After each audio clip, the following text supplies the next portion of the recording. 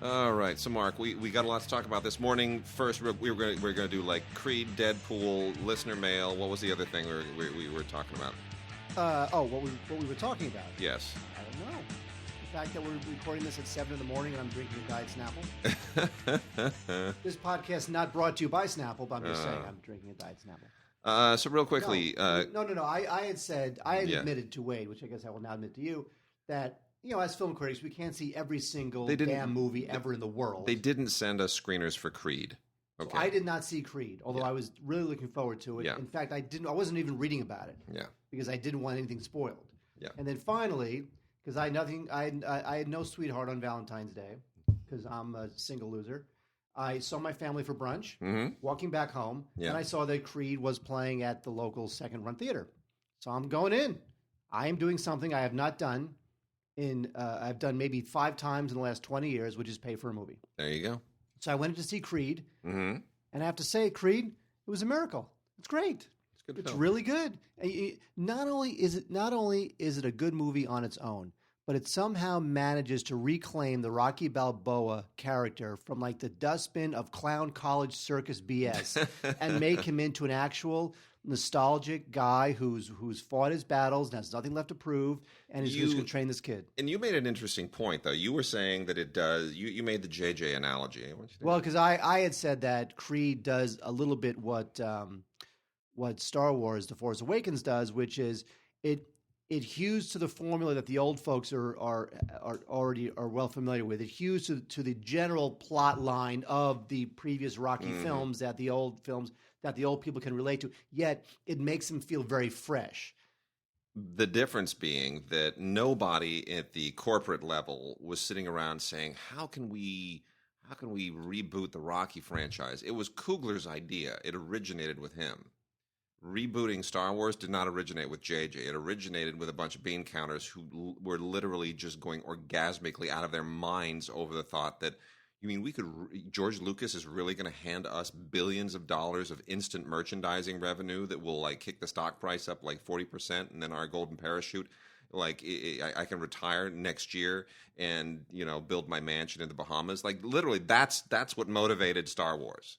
That's true, and I have to say that that's not what motivated Coogler, and that's not what motivated Creed. Coogler is the real thing. He's got great instincts. The only thing I'll say is that whatever movie he does next, he had better hire somebody else to do the score, because the score was subpar. Yeah. And I have to say that the climactic fight, I don't know that Coogler can necessarily.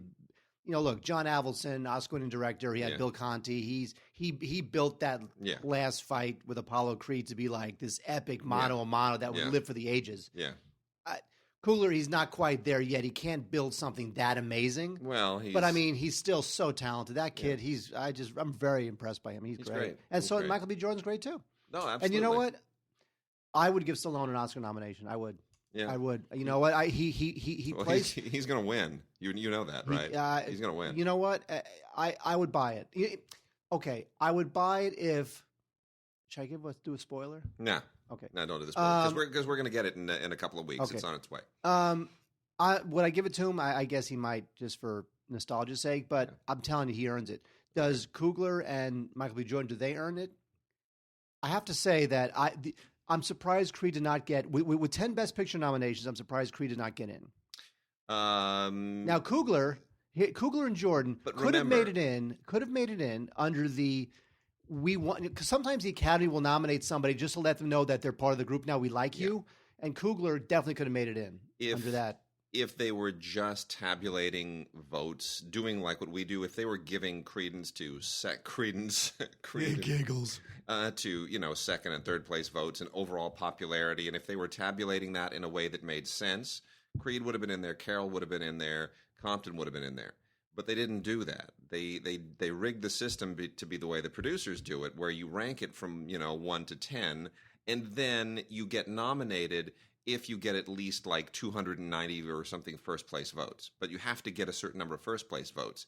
That was the way. Well, that Creed would never get first. I would not give Creed first place votes. It's a terrific film. I was remiss in not seeing it. This is the system that they're now going to have to change because those films did not get nominated and not because the Academy is racist or anything, but because they thought they didn't see they didn't see the side effects of doing it that way. They didn't realize what films would be left out, the opportunity cost of doing it that way. All they saw was, oh my gosh, this might actually get a Transformers film nominated for Best Picture, and then all the kids will tune in and the advertisers will be thrilled and we'll have an operating budget for the year.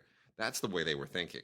They didn't think, oh my gosh, it's going to prevent films like Straight Outta Compton from getting nominated, and then people are going to call us racist. They never think about those things. They always think about the other things. So anyway. Also, I did something after I saw Creed. I did something that I have not done since I was probably 16, which is I don't want to know about this. This is dirty. No, actually, it's not. Oh, okay. I then snuck into another film. Oh well, there you go. Because here, I'll tell this really quickly. I'd never seen Hunger Games: Mockingjay Part 2. Yeah. Never seen it. Yeah. Right. Then again, I had never seen Hunger Games: Mockingjay Part 1. But it's playing in the next theater. I'm like, I'll just sneak in. So I sneak in, and before I sneak in, I check my mail on my phone. And I noticed that I get an email from Google saying somebody has stolen your password off of Google. So I got a little nervous. So I'm sitting there in Mockingjay Part 2, and the film seems fine. I like the fact that did you see it? No, not yet. It definitely feels padded out. Obviously, it's one book made into two. I did like the fact that it is at its essence a platoon film. Yeah, it's just a dozen characters walk around the city trying to find the president. That's all it is. It's a platoon, which is kind of nice. Yeah, actually, it's a platoon film, and there's all sorts of video game type gadgets that they use to kill people. All I'm thinking about is the fact that my Google account has been hacked, and I have all sorts of financial information in there. And actually, I don't. But let's say I did. Yeah. And I'm like, you know what? I about 20 minutes before the end of the film, I decided to leave and check my Google account to make sure that I was okay. Yeah. I was okay. And then to see what happened at the end of the film, I went to the movie's Wikipedia page, and I read the end of what happens at the end. There you go. That was my Valentine's Day. Well, very nice. You know what I did? You know what I did? Well, you have a wife and a daughter, so that's what you do. We had a play date with another little girl and her parents, whose dad actually is a cinematographer and director, and we talked about stuff he's been doing. He did a Nickelodeon miniseries for kids recently. Sounds wonderful. But anyway, the little girls did their parallel play because at their age they don't really play together; they just sort of play next to each other. But anyway, and then me being the genius that I am, I've been trying to figure out for the longest time how to take my daughter's magnetiles. You know what magnetiles are? You know what? I saw something on. Did you post something on Facebook? I did. I posted a picture of it. So magnetiles are these little plastic tiles that have magnets on the edges, so you can stick them together and build things. And some of them are square and rectangular and triangular, right? So you have the triangles, the little regular equal-sided triangle deals. And I've been trying to basically make a 20-sided die, from like Dungeons and Dragons and all that. You got the 20-sided die, right, which is really called an icosahedron. And I've been trying to figure out how to make one because the magnets are not strong enough. It'll collapse on itself. And I figured out how to take 40 of them and create an infrastructure and an exoskeleton so that I could. Okay, never mind. Anyway, I made an icosahedron with magnetiles. Isn't that exciting? It is not. It's not easy. It's really not easy. And it's not interesting. BAFTAs, real quickly before we get into the DVDs and Blu-rays. BAFTAs, I have this ongoing argument with a friend of mine who's a BAFTA member. He's a songwriter. And he's like, you're so wrong. Spotlight is never going to win Best Picture. It's a TV movie. They're never going to give Best Picture to Spotlight. It's The Revenant. And I told him, I said, look, seriously, if you're wrong, I'll buy you lunch or whatever, but it's not going to be The Revenant. It's not nominated for screenplay. It has only one acting nomination. It did not get a SAG Award nomination for ensemble cast, which no film has won Best Picture in 20 years that was not at least nominated for a SAG Ensemble Award. The only ones that are The Big Short and Spotlight. Spotlight won the SAG, Big Short won the Producers Guild. Those are the only two films in the running for Best Picture as far as I'm concerned, and they're not going to give it to Will Ferrell's partner for his first decent film, they're going to be like, it's a fluke. Show us something else. Give us something else. Show us what else you got. Spotlight, Tom McCarthy. Actors love him. SAG loved it. Come on, give it up. Spotlight's going to win Best Picture. I agree. Yeah. I agree. And it's one of those things where it's not like a runaway. It is, as you described, where the little tiny pieces of evidence, it's not like Titanic's going to win. The little tiny pieces of evidence point to something irrefutable, which is that Spotlight will win. And people love Tom McCarthy. They do. He's been on the bubble for so many years. That's this true. is like, if you're not going to do it now. That's true. Please. Okay. All right, very good. And, are we done talking about things other than DVDs yes, we are. and Blu-rays? Well, actually, Deadpool, $150 million. $135 million. Yep, R-rated superhero film. Ryan Reynolds. I love it. Ryan Reynolds has officially made Green Lantern go away. What's it's gone. It's off his back. What's the monkey's back in the cage. But what does it say about Ryan Reynolds that he finally breaks out in a film where you see where for half the film you don't even see his face? Yeah, well. But I like the fact that, look, for Fox has had their issues with superhero films. I think the X-Men films are good. I do too. I think they're good. But generally speaking, they've had their issues. Now here's an unqualified. By the way, this also shows you, I know you're about to read some mail, right? Yeah. This also shows you how the whole Force Awakens, highest grossing opening weekend in history, it'll be blown away by something. Deadpool made $135 million. Okay, Deadpool, a sea-level superhero movie, made $135 million. I'm just saying that someday there'll be some Fast and Furious 26 that will beat Star Wars The Force Awakens because tickets will be $65 a piece, $85 in IMAX, and then it'll just break Star Wars' record. So, these numbers are almost meaningless at this point. It's tickets sold, Wade. Tickets sold. I know.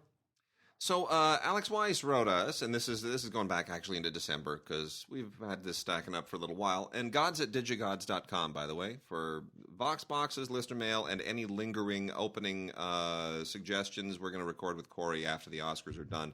We're going to knock out the new openings. Does Corey know this? Not yet, but he will. He will soon enough. Okay. We'll. Okay. Corey's a mensch. I'll let him know. We'll buy him a turkey or something. So, Alex Weiss says, I want to share some thoughts on the Terminator franchise. I'm interested in hearing your response. I did see most of the summer releases. Big disappointment was Terminator Genesis, so I've already complained on the internet that showing the future war with the machines would be the one new, fresh, and overkill, I think, best thing. It would be one new, fresh way, and overall, I think the best new things to move the series forward, since prior to Salvation, only glimpses were shown of it. It wasn't as bad as I expected. My biggest gripe is the movie is just twists, remakes, reboots, the whole continuity series timeline thing ultimately makes all of those things more of a big headache. I think everyone else thinks the first two are the best. So the question is, what lies in the future for the Terminator franchise? Have they completely blown it with this misguided new direction? Well, you realize that the next Terminator sequel was on the studio schedule, then they pulled it off the schedule. Yeah. So that's it. Is it dead? Is David Ellison is he just clean out of, because he bought the whole Terminator franchise? I mean, he will find a way to make it into a TV series again, to sell it to Amazon. Games. Yeah. I mean, I think that he'll wind up eking a profit out of that. I don't think there's any juice left in that franchise. I really don't. Not even as a game. No, I don't. I mean, maybe as games, but I don't think there are any more Terminator. There are no more Terminator movies to be had. Oh, definitely not. The only way that you get any new Terminator movies going is if you cut yourself loose from the whole time travel paradox, rewriting the past thing. If you get out of the whole time travel thing and you just say, you know what, that was the original idea, they did it to death, but we're done. We're out of that. And then a lot of people emailed us because we were under the impression some weeks ago that Gordon Willis was still alive. We're like, oh, no, Gordon Willis died in 2014. We lost Gordon Willis too. So all, Vilmos Zsigmond, they're all gone now. No, they're still Storaro. That's true. But he's Caleb Deschanel. Caleb, but he's kind of the second one. He's not that he's not one of those 60s guys. It's too bad. Anyway, and Chevelle Dixon says, it is truly bizarre that no one cares about Avatar, even though it's the #1 movie of all time. How does that happen? Fox has their work cut out for them. It's sad that the last films Cameron will probably make are Avatar sequels, because I'm not sure what he would do next afterwards. Also, fun fact, Star Wars The Force Awakens is the first film to be #1 movie of all time for the domestic box office and not nominated for Best Picture since Snow White. Good call, Chevelle. Very Yeah. cool. By the way, don't you find it weird that episode 8 just cast Benicio del Toro and Laura Dern? No. Laura Dern in I a know. Star Wars Laura Dern movie? Look, Donnie Yen is going to be in a Star Wars movie. Yeah, but he can kick ass. Yeah. Laura Dern, who, by the way, who doesn't love Laura Dern? I'm just saying that it's like a weird, like she'll play some mom or something. Yeah, that's all she does. Mother now. to the Yeah. some space alien. Yeah. Look, I mean, Jabba the Hutt's mom. When you think back on the people who've been in Star Wars, Peter Cushing was in Star Wars. Well, that you know what, Peter Cushing was glad to have that job. Yes, he was, but still, I was like, Peter Cushing was in Star Wars. It's really a strange thing. Let's see, and then Brian Sagan asks regarding Blade Runner, which version is the one to watch? My 15-year-old son has expressed an interest. I want to do right by him. I could ask the internet, but the internet is not you guys. Thanks much. Director's cut. Blade Runner. Director's cut, of course. The actual director's cut, not the one that they called the director's cut originally. Yeah, the director's cut, not the narration. I mean, the others, they're all on the same set, but you want to watch the actual most recent Ridley Scott director's cut. Which, by the way, we very rarely say. Yeah. Normally when a director goes back to create their director's cut, it's because they've got a piece of the Blu-ray sales. It's because whatever, but this one really is Ridley Scott knocking out of the park in the version that he wished he could have released back then. Absolutely. And then lastly, Mark, we reach far and wide on this planet, and we got a lovely email from Deji in Nigeria. Says, I'm a big fan of the podcast. Wade, why do you hate Zack Snyder so much? You've called him a hack a few times. Is it personal? I think it's a bit hyperbole to call him a hack when Uwe Boll is still working. Well, he's not really working. Uwe Boll is officially retired now, right? Hasn't he written everything off? Who knows? He's made every bad film he can possibly make. Frank, bottom line, the reason I hate Zack Snyder is it's just his films are hacky. They are. They're just. They okay, don't. what did you think of the latest? What's it called? The trailer. Yeah. The latest Batman Superman trailer. Which, by the way, was so dark and murky, I could barely see anything. I'm going to give him some credit. Actually, the way that they CGI'd up Batman's fighting style so that it doesn't look like he's carrying 85 pounds of like he's not like a Marine with a pack with a suit. Right. Because even the Nolan films, he's not moving well. He just isn't. It's like you want something that looks like what you imagine the comic books to be, where he's wearing the suit because it enables him to be agile, not because he's like walking in with a suit of armor on. And in this one, he has a suit of armor, but it looks more agile. So I'll give him some credit. It looks like there's some good action things, but I still know the movie's going to suck.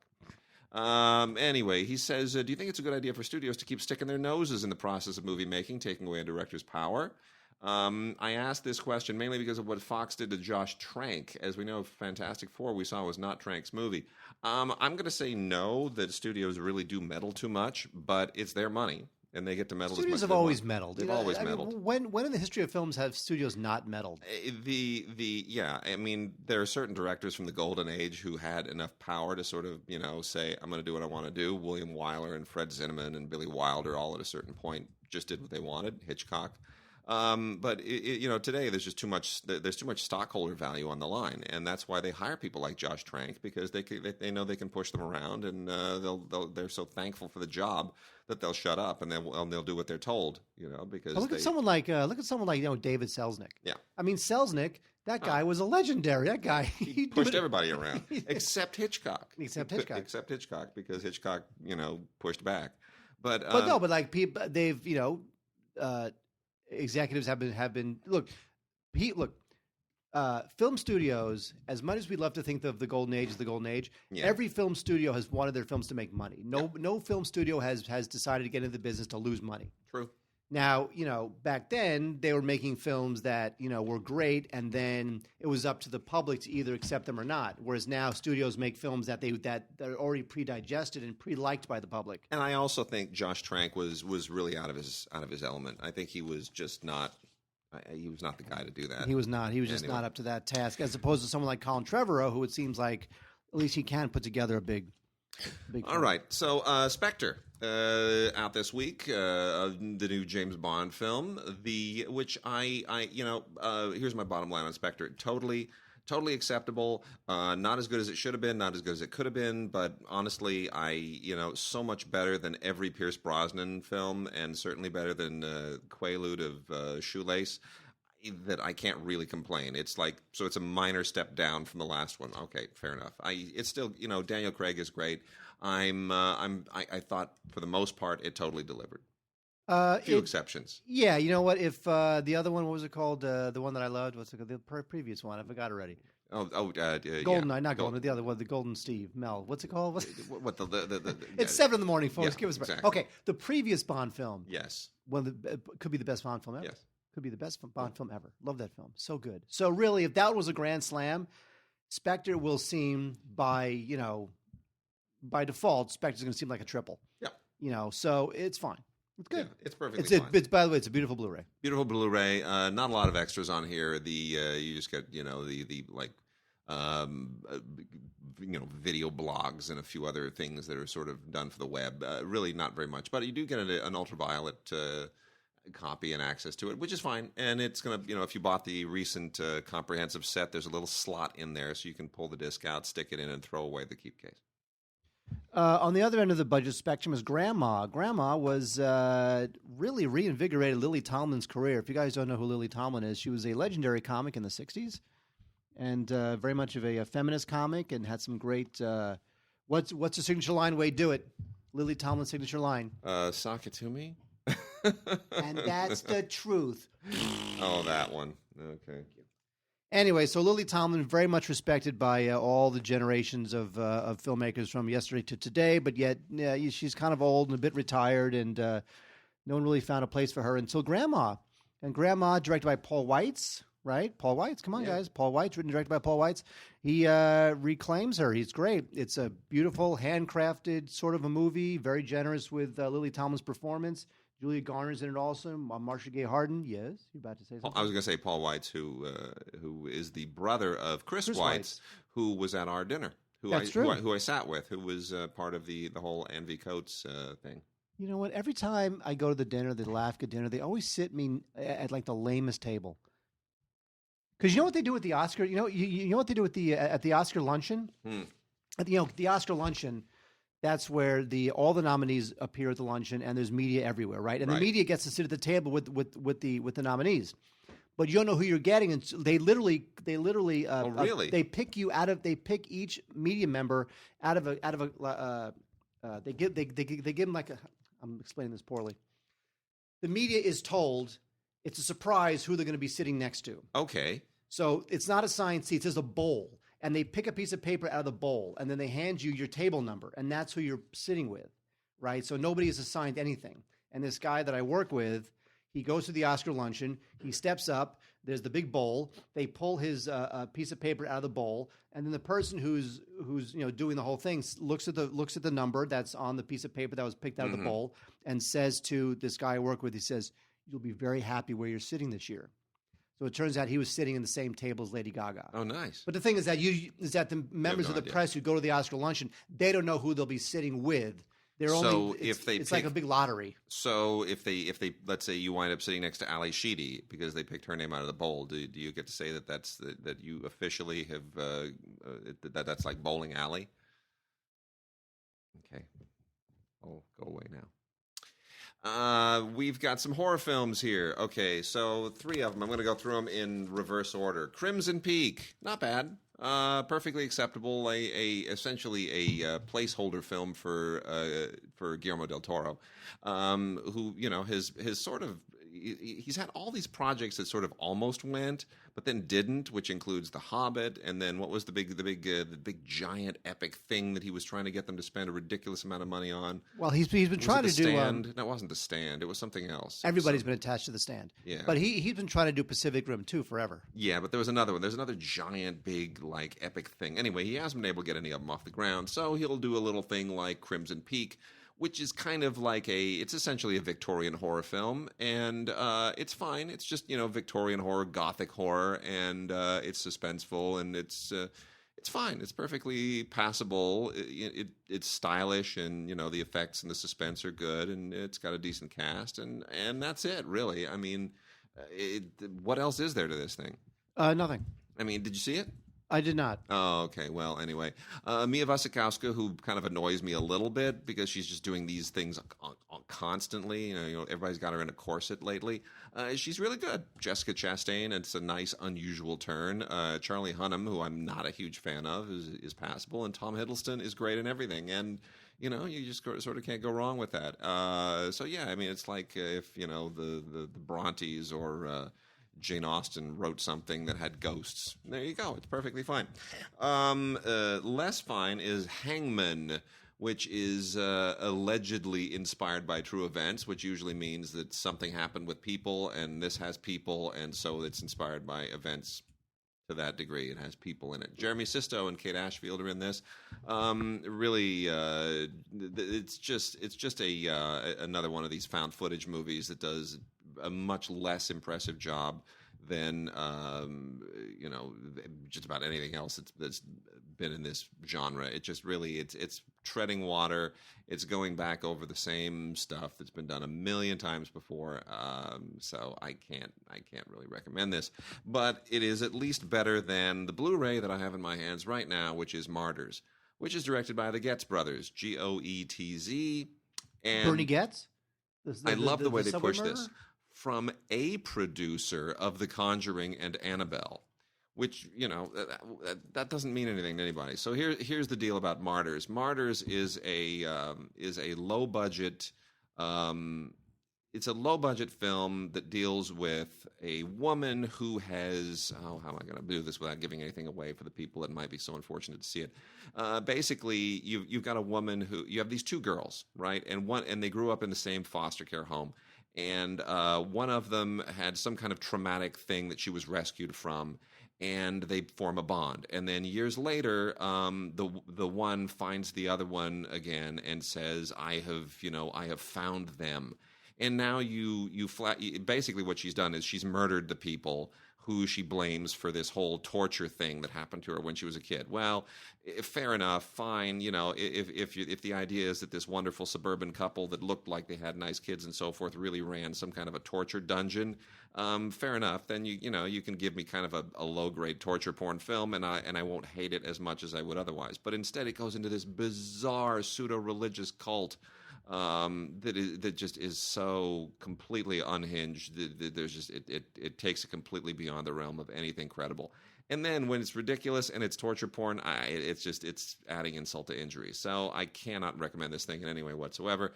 But it got a theatrical release, unlike Hangman. So obviously nobody knows. Wade, when Laughter Time comes, and you're inundated with DVDs to watch. Usually you're kind of annoyed because you're like, I have to watch this. Yep. I have to watch this. And then every once in a while, you'll be like, you'll throw a movie in and you'll be completely absorbed and say, oh my God, I cannot believe I missed this great film. I know. Ass kicked. Yeah. It was so good. Wade?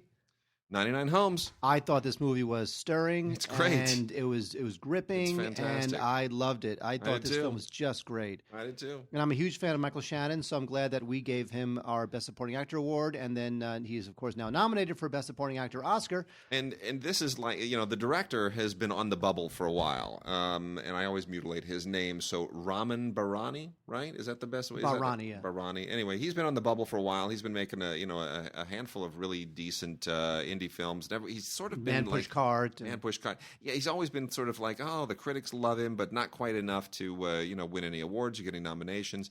Man, this one, I mean, Michael Shannon won our Supporting Actor nominee award, and deservedly. I mean, and it's an interesting companion film to go with The Big Short, right? Because The Big Short is all about, the machinations of what went on at the Wall Street level with the housing crisis. This is... Look, they even put a big sticker that says winner, Best Actor, Yep. Los Angeles Film There we Critics Association. Yay, we're famous. Anyway, the special features here include a audio commentary by Barani and a couple deleted scenes. Actually, one deleted scene, which is like whatever. But this is with Andrew Garfield, of course, also in this, and Laura Dern, who we just talked about a second ago. So I very, very highly recommend 99 Homes. It is about the financial crisis, home foreclosures, and people who take advantage of. And Mike, it's essentially Andrew Garfield and Michael Shannon. This kind of Andrew Garfield is a family man. They're repossessing his home, and in order to sort of save his home, he goes to work for the guy who repossessed the home, which is Michael Shannon, who's this cutthroat real estate guy. And very, very Michael Douglas in Wall Street. It's beyond that. It's so much better because Michael Douglas in Wall Street is an easy guy to hate. Michael Shannon here, which, as was pointed out during our awards, you love him and you hate him. I mean, he becomes. You know what? He makes that. Here's the thing. He makes that character almost sympathetic. You almost find your allegiances sort of go, okay, I understand him. I get where he's coming from. Yep. But the thing that, and again, they're both great performances, but I'm just saying that at least what Michael Douglas brought to that role was a certain amount of slimy, oily charm. Yes. Right? Yep. Whereas Michael Shannon, again, great performance. I love that guy. That character wasn't a charming character. Yep. Different thing. Anyway, Wade, let's talk about a film that sucks. Okay. Now, it really pains us to talk about a Bill Murray film that sucks, but yet here we are with Rock the Casbah. This thing is just, it's just all... Barry Levinson, man. It's like... I'm glad that Barry Levinson got a real movie to direct. It's, Bruce Willis, and it's Bill Murray, and it's Zooey Deschanel, it's Kate Hudson. It's got a great cast. Danny McBride's in it, too. But it's all on Bill Murray, and he plays a rock manager from, by the way, Van Nuys. He plays a rock manager from Van Nuys, Wade. I know. Where are you sitting right now? Basically adjacent to Van Nuys. That's true. That's true. The town next to Van Nuys. That's where we're sitting right now. Anyway, he winds up in Afghanistan, and he's the manager who winds up managing this Afghani kid. Anyway, so the problem with this film is that the one-liners are not funny. It really needed a smarter script. I just think that Bill Murray is just sort of walking around waiting for the next one-liner to say. I don't know what really attracted Levinson to this material other than possibly working with Bill Murray, I guess, but his charm isn't there. The script is totally cliched, and I just feel that if you're going to set a film in Afghanistan with, Pashtun teenagers and whatnot, there's a certain responsibility to sort of take that, at least that bit of it seriously, and I just feel like that the film is just almost like a misguided subject for a comedy. And so, timing was off, not funny. Go ahead and rewatch Stripes. All right, so we got a bunch of little DVDs here, all of them kind of below the radar, but worth checking out. A couple of them are gay-themed from Wolf, and, they have that, I hate to call it crossover, but, worth checking out because they're really, really well done. The first one is Naz and Malik, which is about a couple of two teenagers. They're, gay men, they're lovers, they're business partners. And they're also Muslim, and this gets into all of the unusual and unfortunate and difficult tensions that all of those things arouse when they kind of fall onto the radar of the authorities.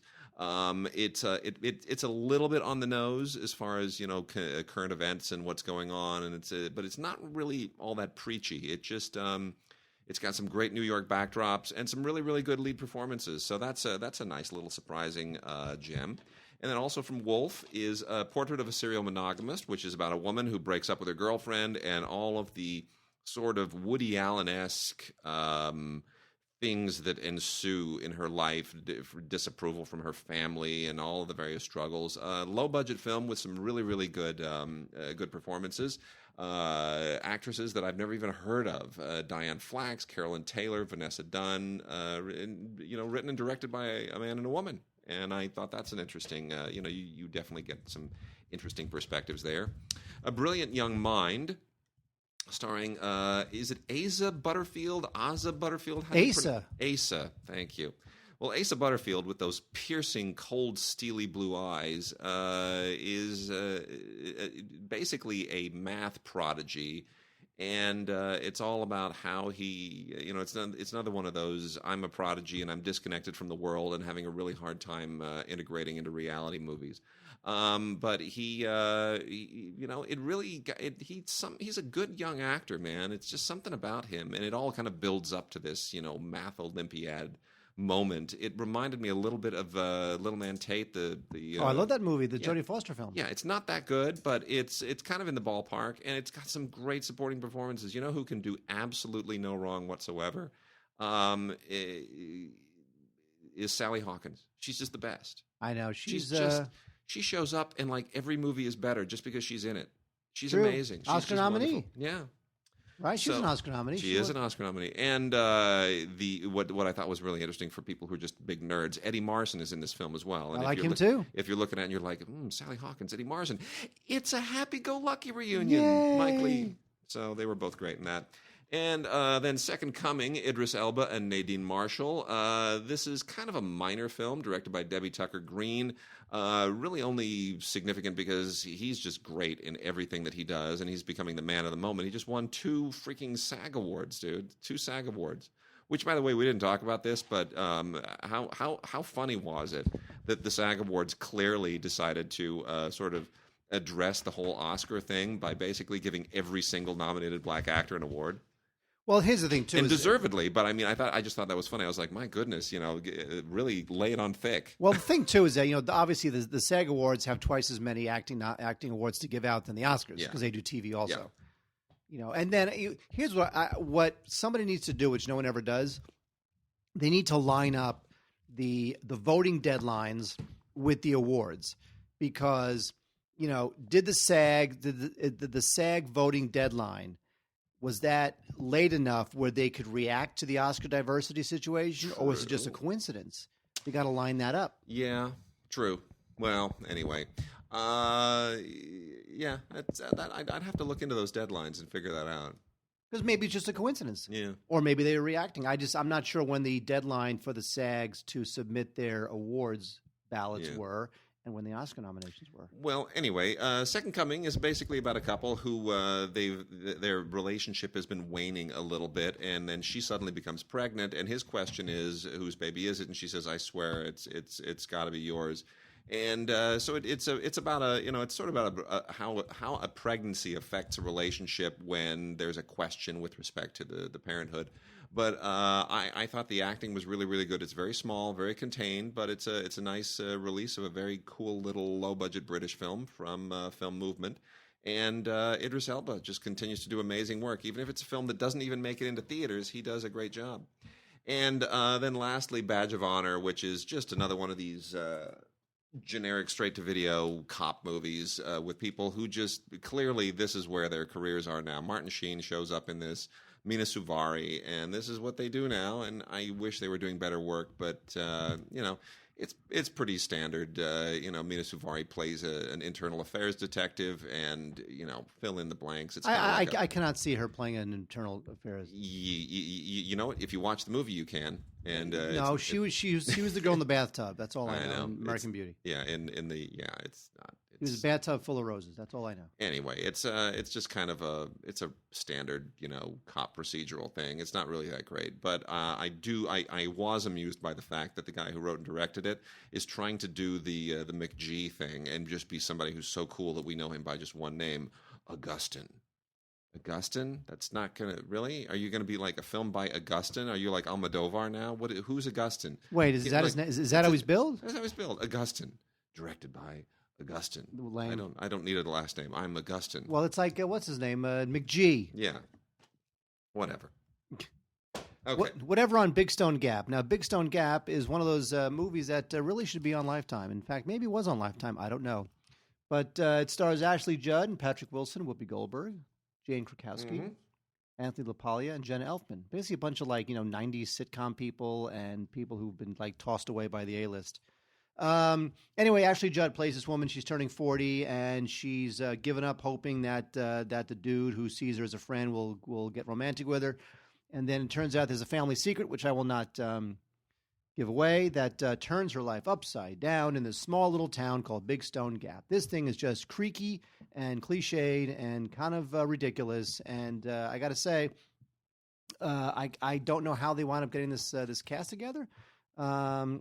But it was directed by a woman, which, of course, is always a good thing. But anyway, so I would pass on Big Stone Gap. It's a small town. It's got a nice small town feel to it, I guess. They obviously shot it in a small town, so it does not have a backlot feel, which, of course, is always nice. But anyway, it's really mediocre, very flat, not that funny. Don't quite get it. Also, we have Freaks of Nature. Freaks of Nature, the problem with Freaks of Nature is that it wants to look. I mean, look. Wade, when you look at this cover art, yes, what does this remind you of? Sort of those 80s low budget slasher film things. Yeah.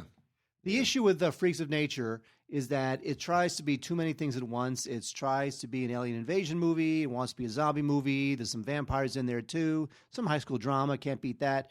And it really winds up just being too much. It tries to be funny, tries to be scary. Kitchen sink, can't do it all. It does have a decent cast. Dennis Leary's in this. Vanessa Hudgens is in this for some reason. Joan Cusack, Bob Odenkirk, Patton Oswalt's in it. So it's got a good cast, and that's kind of what carries you through. Jonah Hill was an executive producer on this. I'm not quite sure why. But, yeah. So this thing, it's got the really cheesy synth pop score and the soft focus lighting. And, it just seems like it's almost like a John Hughes film with vampires and zombies. Yeah, right. So it has it has designs on being like this cool little funny thing, but in the end, it just can't pull it off. Pride and Prejudice and zombies. Everyone hates it. And Spike Lee's latest Spike Lee joint, Chirac, which if they had bothered to actually screen this for press organizations in time and push it for awards, I think it might have done well.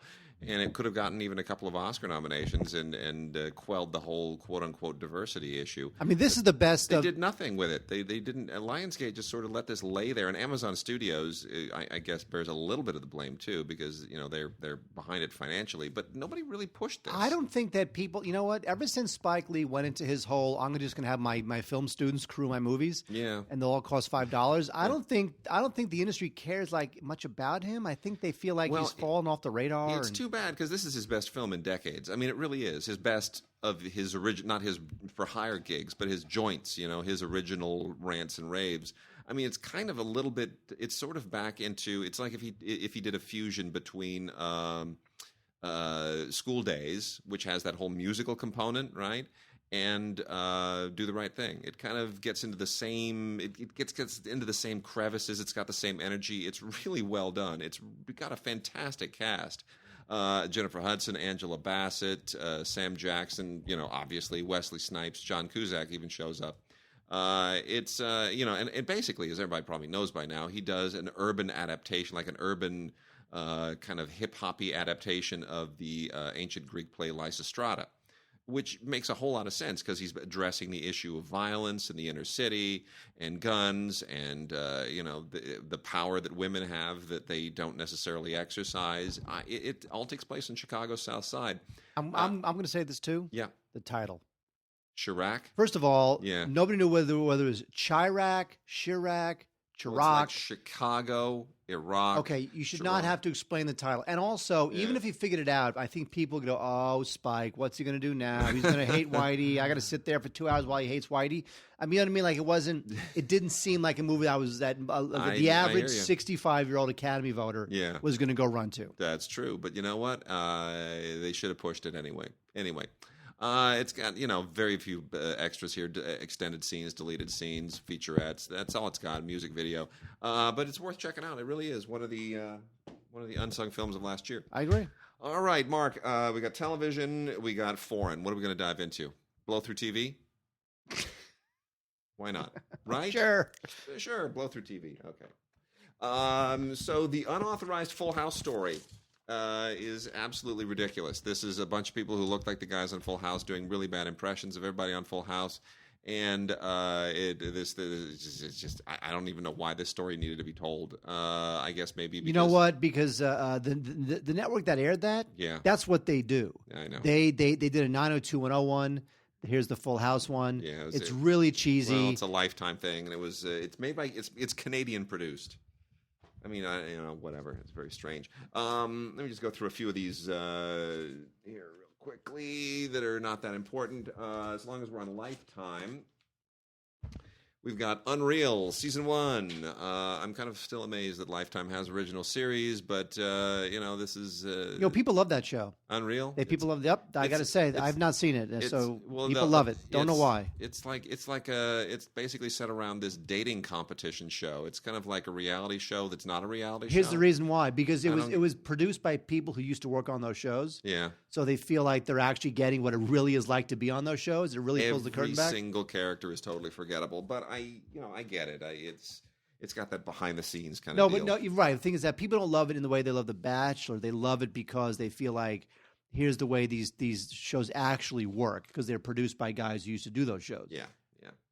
Well, then there's also Swamp People, season 6. Now, that was produced by actual swamp people. Yeah, well, as long as we're on reality show subjects. This is just more like, oh, you know what? They did really well with Duck Dynasty, shining the light on some hillbillies who make millions with duck call stuff.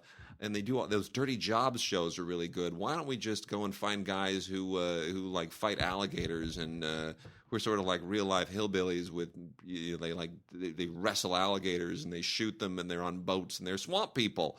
Let's make a show about swamp people, and that's what it is. And I don't know who you are that you watch this, but seriously, after about 15 seconds of this, I felt my brain shrinking, and I had to turn it off. I can't handle it.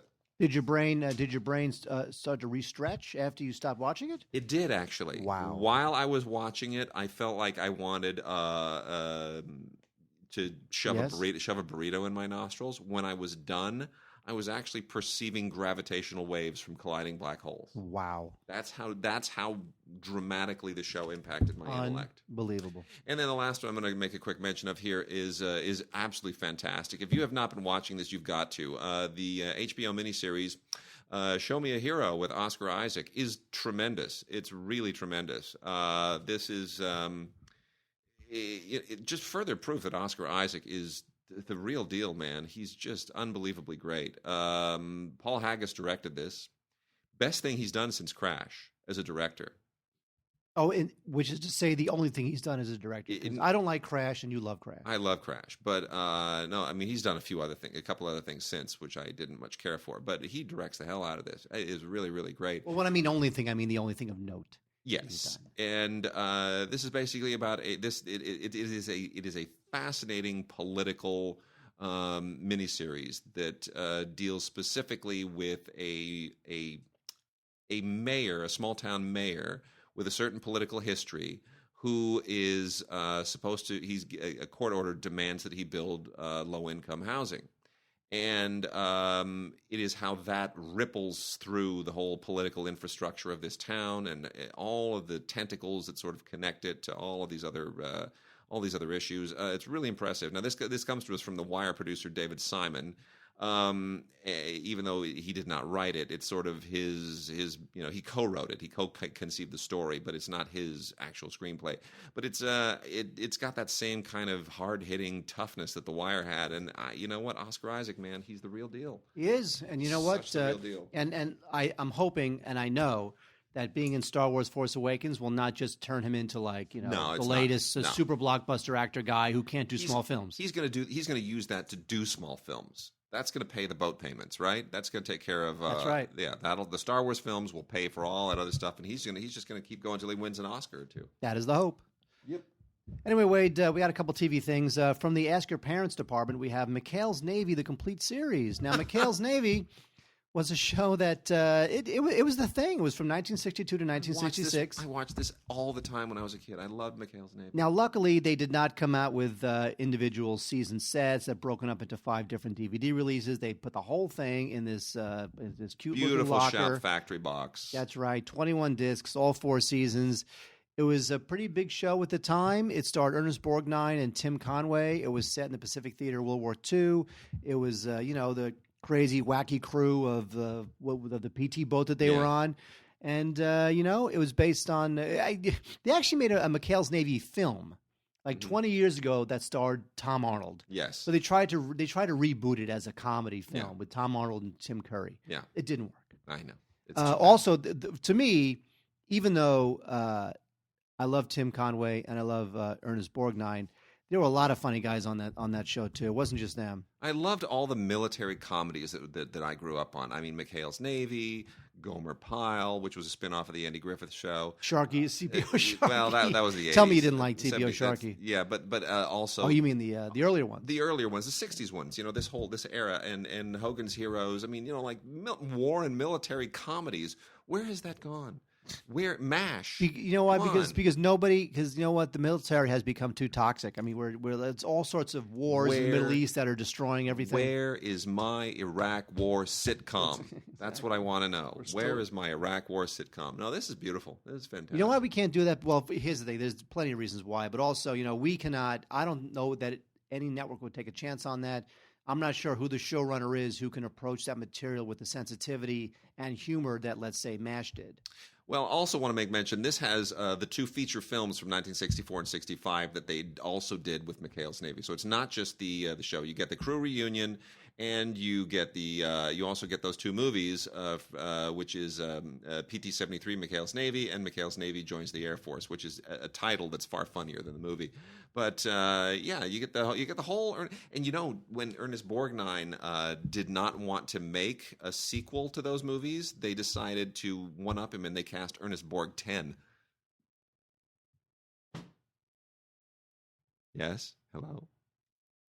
Okay. Fine. British TV is just killing it, and this is the last season of Downton Abbey. Downton Abbey 6. Season 6, Series 6 is out on Blu-ray and DVD, and we are working our way through it steadily because my daughter has to watch every single episode. It's the only grown-up stuff that she watches, and it teaches her how to pronounce words. And with an accent. With an accent. She does, I kid you not, because of Peppa Pig and, Ben and Holly and Peg plus Cat and Wallace and Gromit. She's going to wind up like Gore Vidal or some Kennedy who's got like some blue blood New England, effete the pediatrician accent. The pediatrician even said like 6 months ago, she has like a British accent? And we're like, did not. She did. I'm not kidding you. I am not kidding you. That poor kid. That kid's going to rebel against you so heavy. Anyway. I'm saying tattoos. This is a good season. Keep her off the pole, Wade. Just keep her off the pole. That's all that matters. This is a really good season.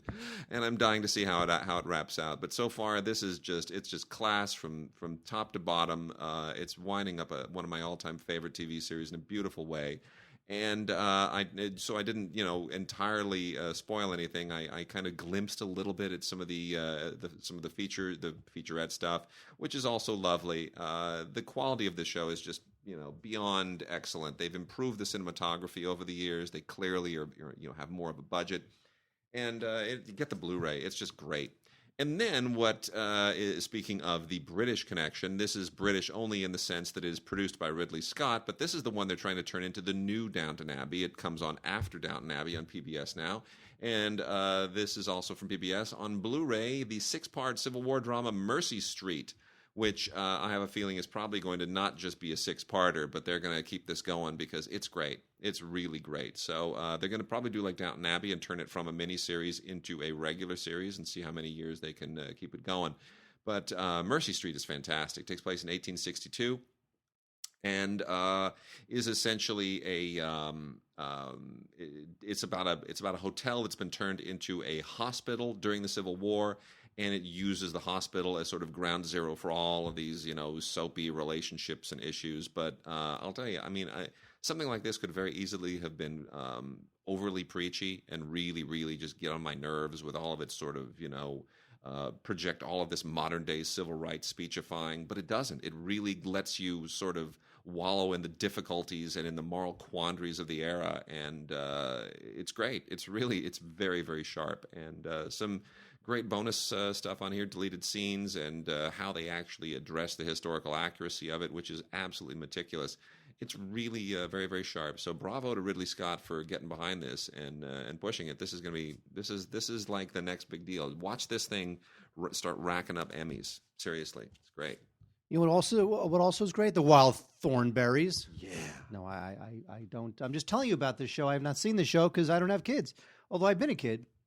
Anyway, Shout Factory Slam Dunks 91 episodes of the Thornberrys. These are on DVD, by the way. This is really just sort of like a repackagey thing. Anyway, it's all about the girl, Eliza, I think her name is, and they have a documentary family, and they go off and record animals and whatnot. People love this show.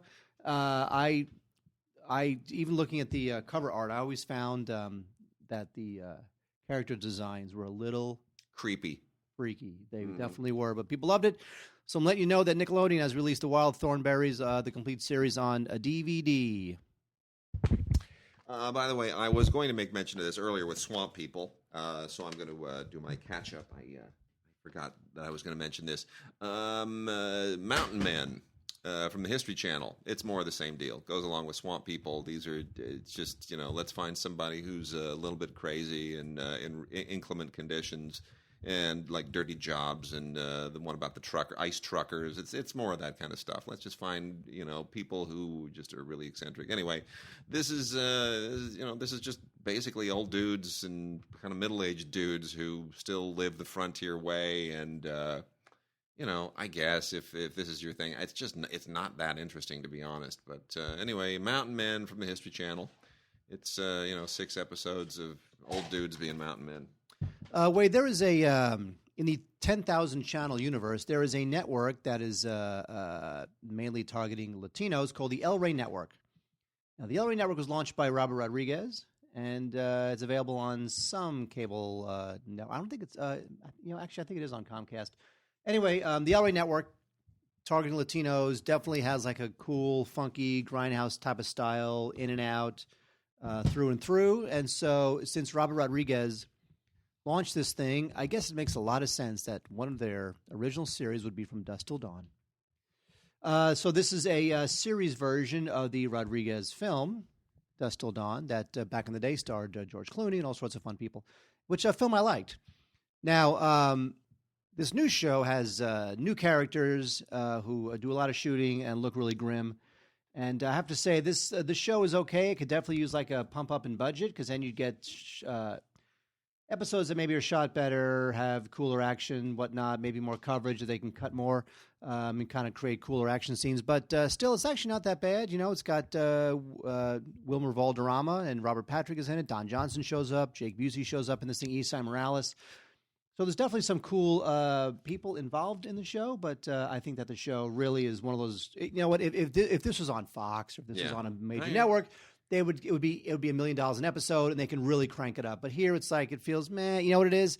It's the sort of show that gets a little tiny cable network a little bit of attention, right? Because it's already everyone knows From Dusk Till Dawn, and otherwise the El Rey Network. This is really the only show the El Rey Network does that is known by the outside world. Yep. And then we have some classic TV here real quickly. The Man from U.N.C.L.E., the complete season 2, the original Man from U.N.C.L.E., still way better than that recent film, which is just horrible. Man from U.N.C.L.E. movie, it's just, the more I think about it, the more it's just, gosh, it really annoys me. But anyway, there is, Robert Vaughn is the only Napoleon Solo. He really is. And as a Cold War TV spy thing, it's right in there with the Avengers and all the rest of them. A lot of fun. So that's season 2. And then we also have fans of Facts of Life. Season 8 are in for a treat because, boy, George Clooney looks ridiculous in this episode. This season, he wears that 80s hair like nobody's business. And wow, I saw this show. This is how far back I go. I saw this show as a member of the studio audience. I still remember that. It is like yesterday. And boy, there is some weird stuff in season 8. This is jumping the shark like nobody's business, and George Clooney plays the shark. Anyway, there's just some really, really strange, over the top stuff here. But anyway, so yeah, you get George Clooney. Stacey Q even shows up. If you don't know who Stacey Q is, then you are obviously too young to have any appreciation for this. But I was big on Stacey Q too. You remember Stacey Q? No. 2 of Hearts. That song? That song. I hated that song. You remember Stacey Q. Or was it 3 of Hearts? That's the one. 2 hearts that beat as That's one. it. There you go. That was her? That was Stacey Q. Probably like 65 years old, wrinkly and old and dead. Do a Google search on Stacey Q. I will not be doing that. The only reason any of us liked her was how she looked, not how she sang. Teenage boys. Anyway, Sisters, season 3. This show was, I've mentioned this before, this show never had like a regular time slot. It was always, and then after the Super Bowl, Sisters, or after Monday Night Football, Sisters. It came on after football games at the weirdest times, and then it would go off for the middle of the season to come on again during the summer. It was just, it could never sort of get its groove going, but it was still a good show, and really terrific cast. Julianne Phillips, who of course was once married to Bruce Springsteen, along with Celia Ward, who can do no wrong. Swoosie Kurtz, who's always been wonderful, and then Patricia Kalember, who I don't know where she went, but anyway. So that is season 3 of Sisters. Slowly getting that one back out. The Saint, ever since they went from A&E to Timeless Media Group, they're really re-releasing these things steadily. This is seasons 3 and 4. Still a great show, as long as we're on the Man from U.N.C.L.E. stuff. This is, of course, the show that got Roger Moore cast as James Bond, and he plays Simon Templar, the sort of mysterious, he's not a spy, but he just gets from one intriguing situation into another. Really a fantastic figure created by Leslie Charteris as far back as in the 1920s, late 1920s, and really became a fixture of the 1960s and 70s thanks to Roger Moore and later other actors who took over the role after him. Including Ian Ogilvy, who wasn't so bad. I once thought Ian Ogilvy, when he replaced him as the Saint, I thought Ian Ogilvy would eventually wind up playing James Bond for the same reasons, but never quite took off. Anyway. You're out of your mind. Seasons 3 and 4, 32 episodes. And then lastly, Hee Haw, we've talked about in the last. This is Cornfield Classics with a K. Cornfield and Classics, both with a K. This is just some highlights from Hee Haw. If you're a Hee Haw fan and you don't want to actually have to buy the whole set or anything significant, this is this will kind of keep you yucking for a little while. It was it's a hillbilly version of Laugh-In. And similarly, the Carol Burnett Show, Treasures from the Vault, Collector's Edition for people who don't want to have to buy any of the complete series. This is just 6 DVDs that feature 15 episodes that are all really, really good, and a lot of classic sketches, the old folks, and their parody of Valley of the Dollars, and I mean, there's some really fun stuff here. So this is strictly for people that just want to kind of have a little bit of Carol Burnett to enjoy, but they're not completists. Love that show. She's the best. Yep. Mythica, A Quest for Heroes. There's a couple of these. We have A Quest for Heroes. We have The Dark Spore. Now, Quest for Heroes was partly funded on Kickstarter, collected about $100,000.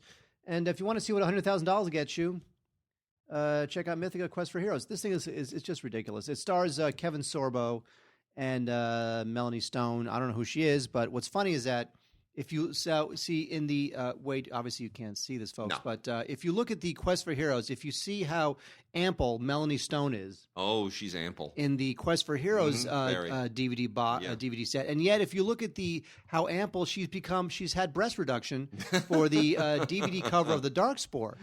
Now I'm not sure whether right. Now is that because they wanted? Now here's the thing: because they're putting her front and center, maybe they thought the show is not attracting enough women, so if they sexualize her too much, it's a turnoff to women. So for The Dark Spore, they will give her a bit of a they'll put her front and center. One of them also amplifies Kevin Sorbo. I don't know. It's I'm telling you that this is not a coincidence. Look at that. That's like full on heavy metal.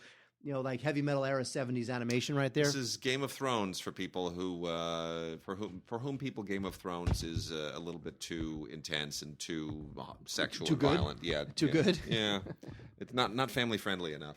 That's true. Anyway, now we also have season 2 of The Leftovers. This show is on HBO, and it's an interesting concept, I guess. It's very Stephen Kingish. It's 140 million people suddenly disappear, 2% of the world's population. Where did they go? And it's how the rest of the world reacts to this sudden departure, as they call it. And the problem with this show is that all you really want to know is what the hell happened. That's all you want. Just tell me what happened. It's aliens. Huh? Same thing with Lost. I know. You can't.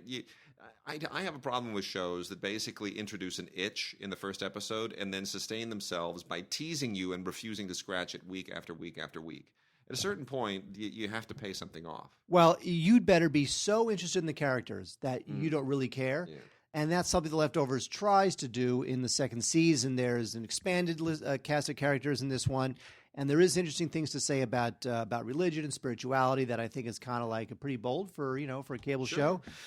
So there's something there. I just think that instead of milking this thing for 17 seasons and just letting it go and go and go, something like this would have been great as a miniseries. Yeah, I agree. But they just got to keep going and going and going. So Justin Theroux is in this, otherwise known as Mr. Jennifer Aniston, and he's good. And then lastly, we got a trio from the Scream Factory line of Shout Factory. Some old nostalgic classics of the horror-ish genre. A couple from the Tales of the Crypt movie line, which was very short-lived. But we've got Bordello of Blood and Demon Knight. Both of them perfectly fine. If you're a fan of Tales from the Crypt, you know what it is. Basically, it's just taking some sort of B-level actors and putting them into sort of an interesting horror, tongue-in-cheek, campy scenario drawn from the television Tales from the Crypt, and it's like Creep Show. It's sort of the same deal. This is kind of it's scratching an itch that those TV shows like The Leftovers don't. You just want to see a little bit of camp and B-level actors, and it does that. Ernest Dickerson, who was once Spike Lee's cinematographer and then went on to become a very good director in his own, does a good job with Demon Knight, and then Gilbert Adler directs the other one, Bordello of Blood, which was sort of the end of the line. The only thing that's really interesting here is that Corey Feldman and Dennis Miller are together in Bordello of Blood, and I think that is a great trivia question. What movie co-stars Corey Feldman and Dennis Miller? That's a great 6 Degrees shortcut. Yeah. It is, isn't it? Because, sometimes, you'll play 6 Degrees with somebody. Put that one in the back of the That's the old right. noodle.